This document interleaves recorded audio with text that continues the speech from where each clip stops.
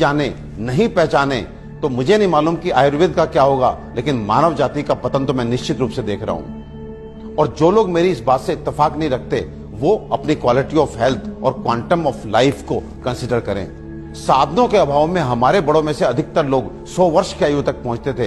ये वो आयु है जिसकी आज हम साधन संपन्न होने के बावजूद भी कल्पना तक नहीं करते। और मैं एक बात आपसे पूछना चाहता हूं कि ये जो मॉडर्न साइंस है ये किस तरह का इलाज कर रही है कि आपको यदि शुगर हो गया तो आप दवाई खाइए, कब तक? जिंदगी भर। आपको ब्लड प्रेशर हो गया, आप दवाई खाइए, कब तक? जिंदगी भर।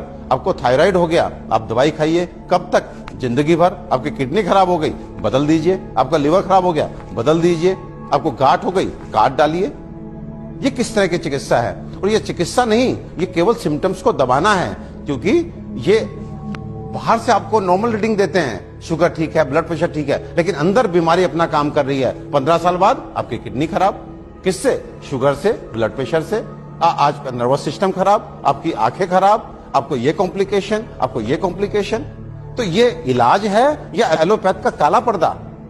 अपने 20 साल के क्लिनिकल एक्सपीरियंस से आपको बता देना चाहता हूं, ये जो आयुर्वेद विज्ञान है ये समुद्र से भी गहरा, हिमालय से भी ऊंचा ऐसा जीवन का विज्ञान है जो आपके शरीर में और मन में किसी भी अवांछित परिवर्तन के बारे में आपको न केवल जानकारी देता है बल्कि उसे जड़ से मिटाने के लिए पुख्ता इलाज भी देता है। और मुझे एक बात समझ में नहीं आती, आप ऐसे विज्ञान को क्यों नहीं जानना चाहते जो आपको कभी शुगर, ब्लड प्रेशर, थायराइड और अनेक तरह की प्रॉब्लम्स आने ही ना दे। और यदि दुर्भाग्य से आ गई, आपके जेनेटिक कॉम्पोजिशन इस तरह का है कि आपको ये बीमारियां लग जाती हैं, तो इनसे कैसे आप बचे रहें और कैसे आप ठीक हो सकते हैं, इसके बारे में भी पुख्ता जानकारी दे।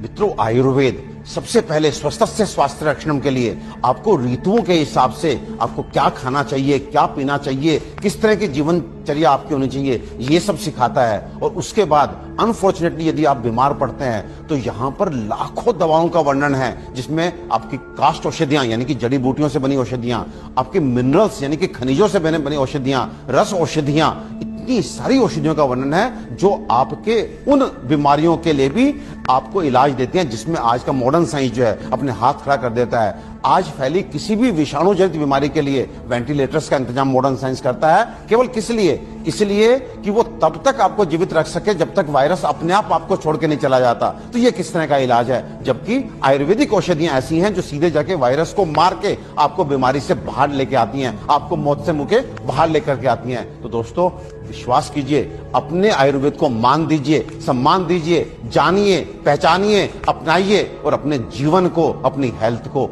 अच्छा कीजिए।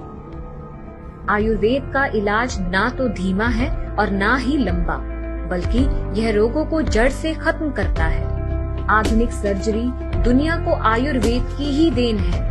आचार्य सुश्रुत को सारा संसार निर्विवादित रूप से शल्य चिकित्सा का जनक मानता है। आयुर्वेद में उन बीमारियों की भी सफल चिकित्सा हो सकती है जिन्हें आधुनिक चिकित्सा विज्ञान लाइलाज मानकर आजीवन रोगी को दवाएं खिलाता रहता है। आयुर्वेद